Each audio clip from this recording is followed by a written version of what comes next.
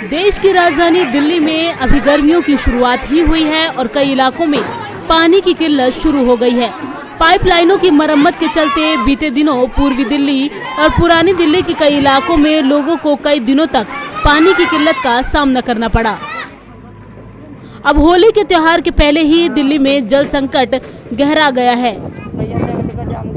दिल्ली को जलापूर्ति करने वाले भाखड़ा व्यास प्रबंधन बोर्ड ने 25 मार्च से अगले एक महीने तक दिल्ली को पानी की सप्लाई नहीं करने की सूचना दी है। इस दौरान बांध में मरम्मत का काम होगा और इस दौरान दिल्ली में होने वाली जलापूर्ति में 25% तक की कमी आ सकती है। दिल्ली सरकार की कोशिश के बाद भी इस समस्या का हल नहीं निकाला जा सका है और इस वजह से 25 मार्च से दिल्ली के कई इलाकों में पानी की समस्या विकराल रूप धारण कर सकती है। दिल्ली जल बोर्ड के एक अधिकारी के मुताबिक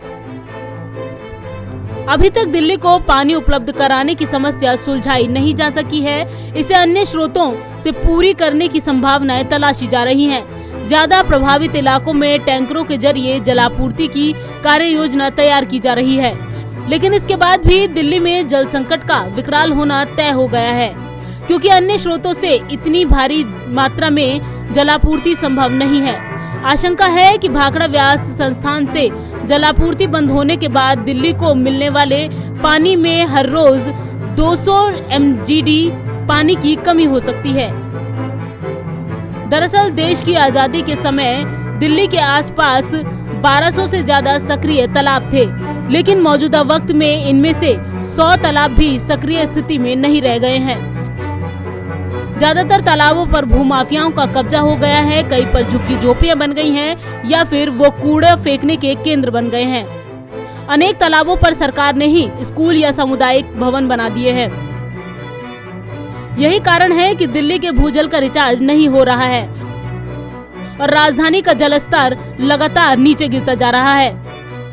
लेकिन राजधानी को जल के मामले में आत्मनिर्भर बनाने के लिए दिल्ली सरकार इन जोड़ों को पुनर्जीवित करने की योजना पर काम कर रही है।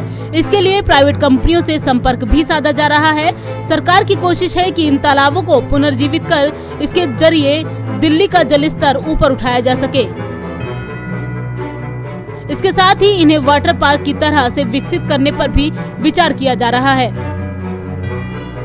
नवोदय टाइम्स के लिए संगीता सिंह की रिपोर्ट, दिल्ली।